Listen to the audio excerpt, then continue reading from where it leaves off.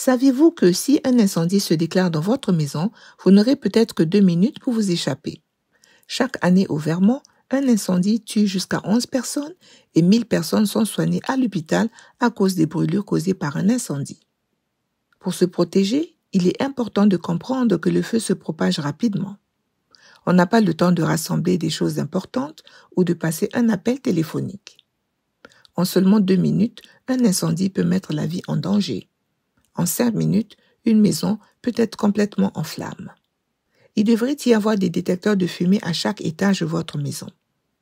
Assurez-vous qu'il y a un détecteur de fumée près de votre cuisine, à chaque étage de votre maison, dans les endroits proches des chambres, à l'intérieur et à l'extérieur des chambres si vous dormez avec les portes fermées. Il est nécessaire que les détecteurs de fumée soient connectés au réseau électrique de votre maison et qu'ils aient des piles de secours en cas de panne d'électricité. Il peut arriver que les vieilles constructions ne disposent que de détecteurs de fumée qui fonctionnent avec des piles. Parfois, les détecteurs de fumée se déclenchent lorsque vous faites la cuisine et le bruit est très fort. Lorsqu'ils sonnent, vous devez les réinitialiser comme ceci. Parfois, les gens choisissent simplement de retirer leur détecteur de fumée ou de retirer la pile pour arrêter le bruit. Si vous avez fait cela, remettez la batterie ou rebranchez l'électricité et remettez le détecteur de fumée au mur ou au plafond. Non seulement c'est la loi, mais cela pourrait aussi vous sauver la vie. Remplacez toutes les piles au moins une fois par an. Avoir un détecteur de fumée fonctionnel réduit de près de moitié le risque de mourir dans un incendie domestique. Si vous utilisez un radiateur branché au mur, cela peut être très dangereux. Gardez l'espace autour du radiateur dégagé. Ne le laissez pas brancher lorsque vous quittez la maison et assurez-vous de l'éteindre avant d'aller vous coucher. Conservez les allumettes et les briquets dans un endroit sûr et hors de portée des enfants. La cire de bougie peut prendre feu très rapidement.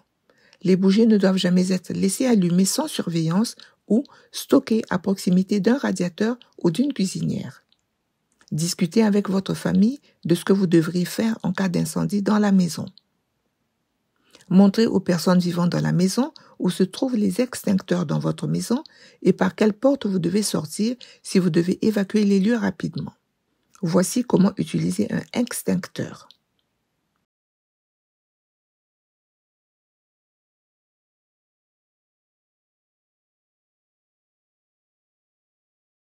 Choisissez un endroit sûr où votre famille se réunira après avoir quitté la zone de l'incendie.